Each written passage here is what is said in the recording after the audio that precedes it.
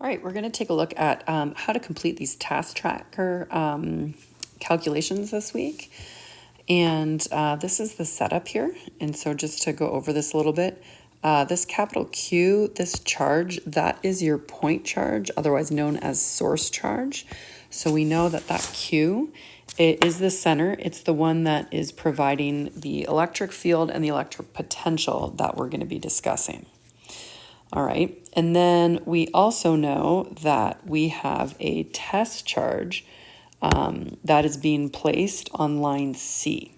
All right, and so that radius, I'm going to assume that it's right here, but really all of these calculations would be correct no matter where it was on line C. Everywhere around this radius would have the same value for our numbers here, okay? And just a side note, the difference between the lines, it does say here that our E fields are the black lines. All right, and so that's what we studied at the beginning of the week. These go out radial towards infinity, and they go out from the test charge if it is positive, and in towards the test charge if it, or sorry, the source charge if it was positive or negative. And then we've got these equipotential lines. And those are circular, concentric circles. So at any given radius, okay, all around there, we're going to have the exact same potential. Same thing with this, any given radius around here, everything on that B circle is going to have the same potential. And so that's how we're showing the potential lines versus our field lines. Okay. Last side note, this here is called epsilon naught. It is another constant, and we use it, we more use it in Physics 131, the calc base, because it gets a little more intense there. In all of our equations, we have K, which is a constant, the electrostatic constant, which is 8.99 times 10 to the 9, okay? However, what K is actually representing is 1 over 4 pi epsilon naught. All right, but if you take a look at this 4 pi epsilon naught here, 4 is constant, pi is always a constant number, and epsilon naught, as we see here, is that particular number. So instead of having to do this calculation every time we plug it in, it's never going to change unless our material at which we're permeating this electric field through changes, which we'll talk about a little bit with capacitors. But for the most part, it never changes. So if we have 1 divided by 3 constants, that is also always going to be a constant. And so we shorten that into K. And so just so you know, there's a little difference there. Okay, on to our questions. All right. So as we mentioned, we've got a source charge. This source charge is 1.9 microcoulombs. All right, so if I were to write out my given information, and I highly recommend doing that, I've been seeing some of you do that on your quiz, it really helps you organize. Okay, I like to use a capital Q for my source charge, and that's going to be 1.9 microcoulombs, but we can't leave things in microcoulombs, so we have to convert that to 1.9 times 10 to the negative 6 regular coulombs. Okay. And then we know that this distance, this radius here from the center to that C line is telling us right here, our radius is going to be 3.8 meters, which is quite a large radius if you think of what an actual meter is. But in this case, we don't have to convert it, so it's okay. And then it tells us we have a test charge of 8.0 nanocoulombs. And again, we're going to convert that. Nano is -9, so 8 times 10 to the negative 9 regular coulombs. All right, so now we're going to go ahead and do our calculations. The A and B for most of these are going back to the first part of the week, just getting a little more practice in here, that it is actually asking you for electric field. An electric field for a source is going to use this equation here. We have K, Q is our source charge over our radius squared. In that case, we don't know the force and we do know the test charge. So looking at my given information here, I can determine what equation to use based on what I have to work with. All right, and so my K is going to be my 8.99 times 10 to the 9. and that's going to be multiplied by my Q and divided by my R squared.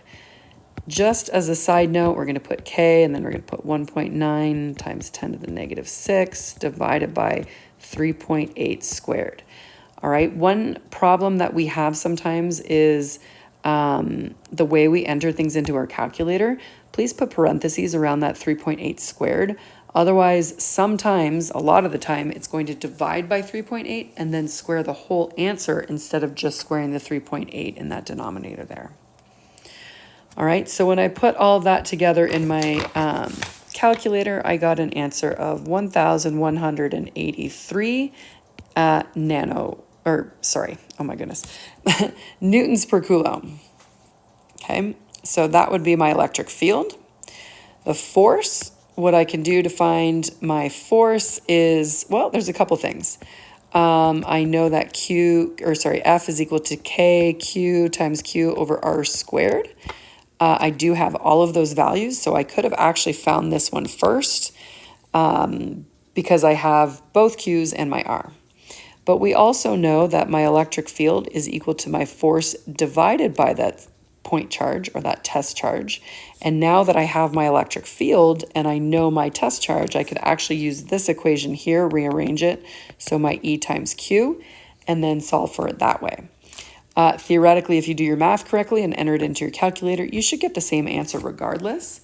You could have also found the force first, done part B, and then gone back and done part A with that equation as well. All right, so when I plug all of this in, I used my electric field is force over Q equation, solve for my E, and I ended up with 9.46 times 10 to the negative 6 newtons. Okay, and this has it laid out there because we could write that scientific notation in a couple of different formats, and so it's right there for you. Just enter those values.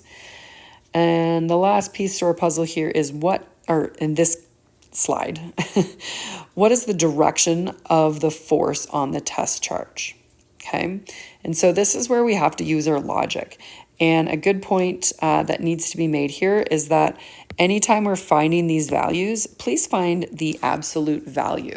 Okay, notice that this says magnitude. Magnitude actually means just the quantity, not the direction. So you should not be putting negative answers into here.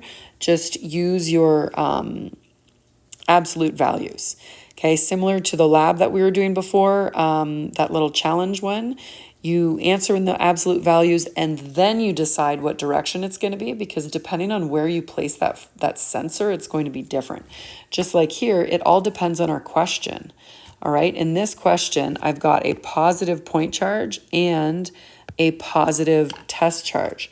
So if this is positive and my little test charge out here is positive, okay, are those going to attract each other or repel? All right, and that is going to repel, so that is going to go away from the point charge. And so I would answer that away right there.